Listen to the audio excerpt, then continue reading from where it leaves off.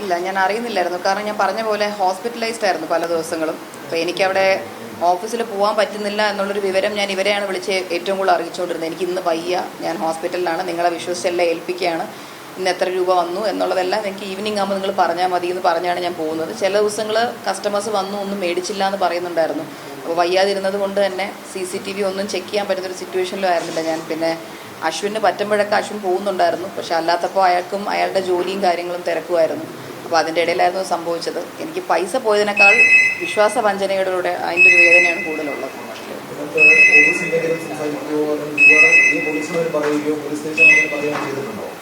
ഞാൻ personally police സ്റ്റേഷനിൽ പോയിട്ടില്ല, എനിക്ക് വയ്യായിരുന്നു, പോയില്ല. ഇല്ല, ലാസ്റ്റ് ആ ഒരു ത്രട്ടൻ ചെയ്യുന്ന പോലെ ഒരാളുടെ ഹസ്ബൻഡ് എന്നെ വിളിച്ച് സംസാരിച്ചു. 31-ാം തീയതി എന്നെ വിളിച്ച് സംസാരിച്ചു രാത്രി. അതിനുശേഷം എന്നെ ആരും വിളിച്ചിട്ടില്ല. എന്നെ വിളിച്ച് പറഞ്ഞ കാര്യം എന്ന് വെച്ച് കഴിഞ്ഞാൽ, നമ്മളിത് കേസ് കൊടുത്തു എന്നെന്തോ അറിഞ്ഞു എന്ന് പറഞ്ഞു. അപ്പം ഞാൻ പറഞ്ഞു നടപടി നമ്മൾ അതായിട്ട് തന്നെ പോവുകയാണെന്ന് പറഞ്ഞു. അപ്പോൾ പുള്ളി പറഞ്ഞു ഇല്ല, പറ്റത്തില്ല, ഒരു പേപ്പറിൽ മര്യാദയ്ക്ക് എഴുതി തരണം, ഇല്ലാന്നുണ്ടെങ്കിൽ നമ്മൾ ഒരു പൈസയും തിരിച്ചു തരത്തില്ല എന്ന് പറഞ്ഞ് എന്നെ ത്രട്ടൻ ചെയ്തു.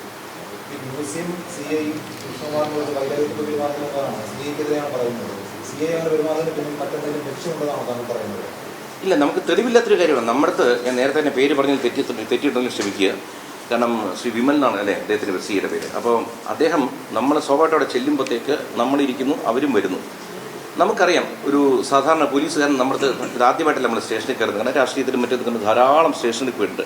വളരെ ഏറ്റവും നല്ല രീതിയിലാണ് എന്നോട് എല്ലാ പോലീസുകാരും പെരുമാറുന്നത്. ജീവിതത്തിൽ തന്നെ ആദ്യമായിട്ടാണ് ഒരു പോലീസ് ഉദ്യോഗസ്ഥൻ ഈ രീതിയിൽ പെരുമാറുന്നത്. കാരണം മുഖത്ത് നോക്കുന്നില്ല, നമ്മൾ പറയുന്നത് കേൾക്കുന്നില്ല, ഒരു അലക്ഷ്യമായി എല്ലാം കണ്ടു. ഞാൻ രണ്ടുപേരുടെയും കേട്ടല്ലോ, രണ്ടുപേർക്ക് ഒരു FIR ഇടും, പിന്നെ ഇറങ്ങണം, ഈ രീതിയിൽ സംസാരിക്കുന്ന ആദ്യമായിട്ടാണ്. അപ്പോൾ എന്തെങ്കിലും അദ്ദേഹത്തിനും നമ്മുടെ അടുത്ത്, കാരണം ജീവിതത്തിൽ ആദ്യമായിട്ട് കാണുന്ന ഒരാൾക്ക് നമ്മുടെ അടുത്തൊരു വൈരാഗ്യവും മറ്റും വരണമെന്നില്ല. ഇനി രാഷ്ട്രീയപരമായിട്ടോ വേറെ എന്തെങ്കിലും ബുദ്ധിമുട്ട് പുള്ളിക്കുണ്ടോ എന്നും എനിക്കറിയത്തില്ല. സ്വാഭാവികമായിട്ടും നമ്മളത് കാണാറുണ്ടല്ലോ. കാരണം ഞാനൊരു രാഷ്ട്രീയ പാർട്ടിയിൽ പ്രവർത്തിക്കുന്നു, ചിലപ്പോൾ അദ്ദേഹം വേറൊരു രാഷ്ട്രീയത്തിൽ വിശ്വസിക്കുന്ന ഒരാളോ എന്തെങ്കിലും ഇതിന് മുൻപ് പുള്ളിക്ക് നമ്മളോട് ദേഷ്യം തോന്നിയിട്ടുണ്ടോ നമുക്കറിയത്തില്ല. കാരണം ഒരാൾ ആദ്യമായി കാണുന്ന ഒരാൾ എന്തെങ്കിലും കാണിക്കണമെങ്കിൽ ചിലപ്പോൾ എൻ്റെ ചില കാര്യങ്ങൾ അദ്ദേഹത്തിന് ഇഷ്ടപ്പെടുന്നുണ്ടായിരിക്കില്ല, നമുക്കറിയത്തില്ല. അല്ല, കോടതിയിലോട്ടേ നമുക്ക് പോകാൻ പറ്റൂ. പക്ഷേ ഇന്നിപ്പോൾ നമ്മൾ വിശ്വസിക്കുന്നതെന്ന് വെച്ച് കഴിഞ്ഞാൽ ആഭ്യന്തരം കൈകാര്യം ചെയ്യുന്നതാണ് മുഖ്യമന്ത്രി. അപ്പോൾ അദ്ദേഹത്തിൻ്റെ ഓഫീസിൽ ബന്ധപ്പെട്ടപ്പോൾ അവിടെ നിന്ന് ഏറ്റവും നല്ല രീതിയിലുള്ള ഒരു മറുപടിയാണ് ഞങ്ങൾക്ക് കിട്ടിയിരിക്കുന്നത്. ഞങ്ങൾക്ക് ഏറ്റവും കൂടുതൽ ഇന്ന് വിശ്വാസവും മുഖ്യമന്ത്രിയുടെ ഓഫീസിൽ തന്നെയാണ്. അതുകൊണ്ട് ന്യായമായ ഒരു നടപടി അവിടെ നിന്ന് ഉണ്ടാകുമെന്ന് വിചാരിച്ചാണ് ഇരിക്കുന്നത്. അല്ല, ആൻറ്റിസിപ്പേറ്ററി ബെയിൽ കിട്ടത്തില്ലല്ലോ. കാരണം വെച്ച് കഴിഞ്ഞാൽ ഇപ്പോൾ അവധി ദിവസമുണ്ട്, അവധിയാകുമ്പോഴത്തേക്ക് നമുക്ക് തന്നെ നീങ്ങാൻ പറ്റില്ല.